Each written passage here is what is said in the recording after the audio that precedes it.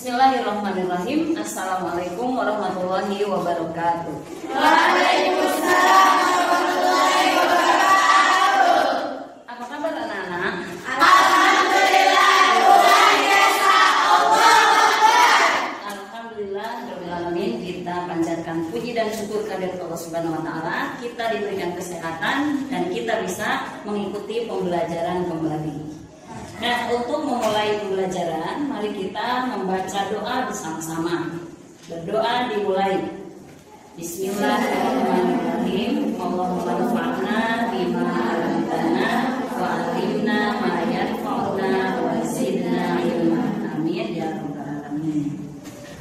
Anak-anak, untuk hari ini siapa yang tidak hadir?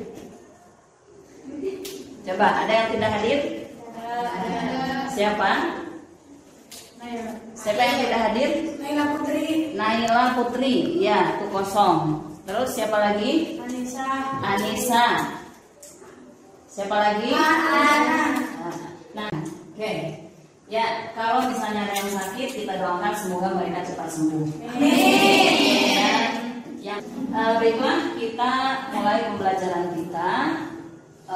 Pembahasan kali ini adalah mengenai tokoh pejuang mempertahankan disintegrasi. Kalian lihat, ini tujuan pembelajaran yang akan kita capai, yang ingin dicapai pada pertemuan kali ini adalah setelah mengikuti proses pembelajaran, peserta didik diharapkan dapat yang pertama mengetahui tokoh-tokoh yang berperan dalam perjuangan mempertahankan integrasi bangsa, menjelaskan peran tokoh nasional dan daerah dalam upaya menghadapi ancaman disintegrasi bangsa, dan yang terakhir adalah menyampaikan cerita sejarah tentang upaya tokoh bangsa Indonesia dalam menghadapi ancaman disintegrasi bangsa. Bung Karno mengatakan, bangsa yang besar adalah bangsa yang menghargai jasa para pahlawannya. Sekarang kalian perhatikan gambar berikut. Yang pertama. Nah, ini adalah gambar yang pertama. Siapakah ini? Insinyur Soekarno. Betul apa betul? Betul. Kemudian siapa dia? Muhammad Hatta. Dr. Andes Muhammad Hatta. Betul sekali. Selanjutnya, siapa dia? Beliau adalah salah satu pejuang dalam gerakan 30 September atau G30 SPKI tahun 1965. Dan di tahun 1948 beliau menjadi tokoh yang menyelesaikan atau yang memimpin penumpasan pemberontakan PKI Madiun. Siapa itu? Beliau adalah A.H. Nasution, Abdul Haris Nasution.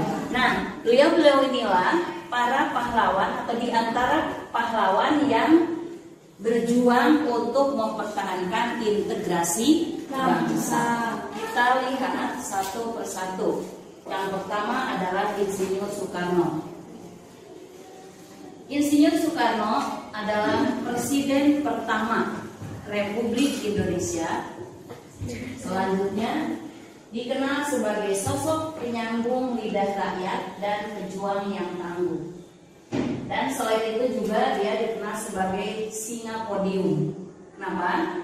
Karena ketika beliau berpidato di mimbar, beliau sangat berapi-api, sangat semangat dalam menyampaikan pidatonya. Dan dia juga tadi disebut sebagai sosok penyambung lidah rakyat. Kenapa? Karena aspirasi rakyat itu disampaikan kepada beliau dan kemudian direalisasikan.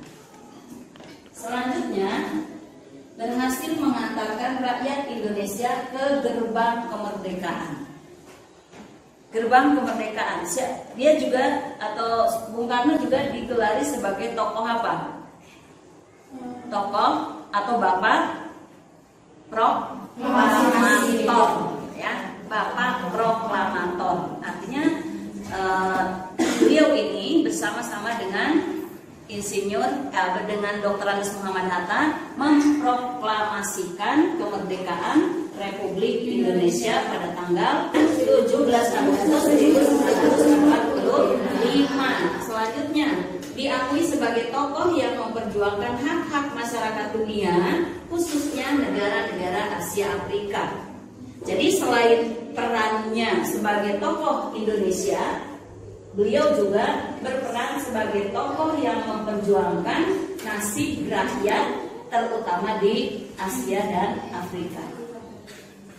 Nah, awal perjuangannya yaitu mendirikan Partai Nasional Indonesia atau PNI tahun 1927. Kiprahnya di dunia politik tidak pernah berhenti sampai wafat di tahun 1970. Selanjutnya, pada awal pemerintahnya banyak mengalami krisis seperti pembentukan RIS dan pergolakan di berbagai daerah. Nah, tentang krisis ini yang terjadi kita sudah mempelajarinya pada materi sebelumnya, yaitu krisis tentang pembentukan RIS. RIS itu apa?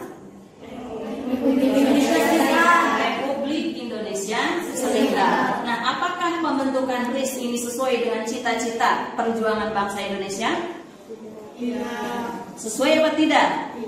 Tidak, karena perjuangan bangsa Indonesia apa? Membentuk NKRI, Negara Kesatuan Republik Indonesia, bukan serikat. Ya. Oke. Kemudian juga dia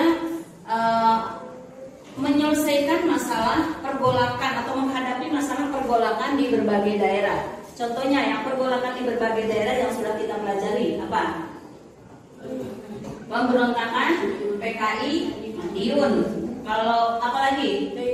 DITII. Terus APRA. Iya, G30 SPKI. Betul sekali. Itu adalah pemberontakan atau permasalahan yang dihadapi pada masa pemerintahan siapa? Insinyur Soekarno. Begitu besar perjuangannya dalam mempertahankan integrasi bangsa. Mengeluarkan dekret presiden. Nah, dekret presiden 5 Juli 1959 agar Indonesia tidak terus terombang-ambing dengan ketidakpastian akibat perpecahan ideologi dan aliran politik. Selanjutnya, dalam pemerintahannya beliau selalu berjuang keras mempertahankan NKRI dan mengatasi sejumlah pemberontakan dan pergolakan yang berpotensi memecah belah bangsa. Ya, ini pergolakan yang tadi sudah kalian sebutkan dan sudah kita pelajari, dan disinilah perjuangan yang dilakukan oleh Insinyur Soekarno bersama dengan teman-teman yang lainnya. Oke, kita lanjut dulu kepada pahlawan berikutnya, yaitu Dr. Andes Muhammad Hatta. Salah satu founding father Indonesia dan Wapres RI pertama, bersama-sama dengan siapa? Dengan Insinyur Soekarno. Dia juga dijuluki sebagai Bapak Proklamator. Ya, Bapak Proklamator. Jadi proklamator itu ada berapa? Dua. Satu Insinyur Soekarno dan yang kedua Dr. Andes Muhammad Hatta. Kemudian mempunyai sumbangan pemikiran bagi bangsa Indonesia mengenai koperasi sehingga dijuluki sebagai Bapak Koperasi. Jadi pemikiran-pemikirannya untuk memajukan perekonomian Indonesia dan untuk mengusulkan tentang pembuatan koperasi, inilah yang kemudian dituangkan nanti pemikirannya dalam Pasal 33 Undang-Undang Dasar 1945. Selanjutnya, awal perjuangan beliau dimulai ketika menjadi mahasiswa di Sekolah Tinggi Dagang atau Handelshoek School di Rotterdam, Belanda. Membentuk Perhimpunan Indonesia atau Indonesische Vereniging tahun 1922. Selanjutnya, dia menginginkan agar masyarakat Indonesia menganut paham kebangsaan yang menjunjung tinggi nilai nilai-nilai kebersamaan yang merupakan pijakan utama agar terjadi integrasi nasional. Jadi beliau mengharapkan, ya, beliau berharap bahwa rakyat Indonesia itu memiliki sikap nasionalisme yang tinggi sebagai peletak dasar politik luar negeri Indonesia. Pertama, apa? Okta, silakan baca. Mempertahankan kemerdekaan Indonesia dan menjaga keselamatan negara. Ya, yang pertama mempertahankan kemerdekaan Indonesia dan menjaga keselamatan negara. Kemudian yang kedua, silakan Siti baca. Mengimpor barang-barang yang dibutuhkan kerja terutama yang tidak diproduksi atau tersedia dalam negeri. Ya, mengimpor barang-barang yang dibutuhkan rakyat, terutama yang tidak diproduksi atau tidak tersedia di dalam negeri. Jadi boleh mengimpor, akan tetapi barang yang diimpor adalah barang yang tidak diproduksi di Indonesia. Sementara rakyat Indonesia membutuhkannya. Tuh. Yang ketiga, Naila, apa? Perdamaian internasional. Perdamaian internasional. Nah, perdamaian internasional ini dengan diwujudkan adanya pengiriman pasukan Garuda ke Kongo, ke Mesir, dan lain sebagainya. Kemudian persatuan antar bangsa yang sesuai dengan cita-cita yang terkandung di dalam Pancasila. Nah, ini adalah di antara tujuan politik luar negeri Indonesia. Dan yang terakhir adalah Abdul Haris Nasution. Ya, Fadila, silakan Fadila. Pada tahun 1948 diangkat menjadi komandan Divisi 3 Tentara Keamanan Rakyat TKR. Di tahun yang sama dipindahkan ke Yogyakarta dan menjadi Kepala Staf Operasi Markas Besar Perang. Ya, jadi ini Abdul Haris Nasution ini diangkat menjadi Komandan Divisi 2 TKR ya, TKR di tahun 1948 dan kemudian dipindahkan ke Yogyakarta. Selanjutnya tahun 1949 menjadi Panglima Komando Jawa, dan disinilah nanti peran beliau berhasil memadamkan pemberontakan PKI Madiun tahun 1948 yang diakhiri dengan kematian Musso. Siapa itu Musso? Ya, pemimpin pemberontakan PKI Madiun. 100 buat Laras. Tepuk tangan. Oke, selanjutnya berhasil memadamkan dan menyelesaikan gerakan PRRI Permesta yang berkembang di luar Jawa. PRRI di mana? Sumatera. Betul. Kalau Permesta? Di Sulawesi. Ya, 100 buat kalian semuanya. Oke. Selanjutnya, hasil pemikirannya banyak dituangkan dalam buku-buku yang ditulis seperti Kenangan Masa Gerilya, Memenuhi Panggilan Tugas, Sekitar Perang Kemerdekaan, Pokok-pokok Gerilya. Nah, itulah buku-buku yang dikarang oleh Abdul Haris Nasution.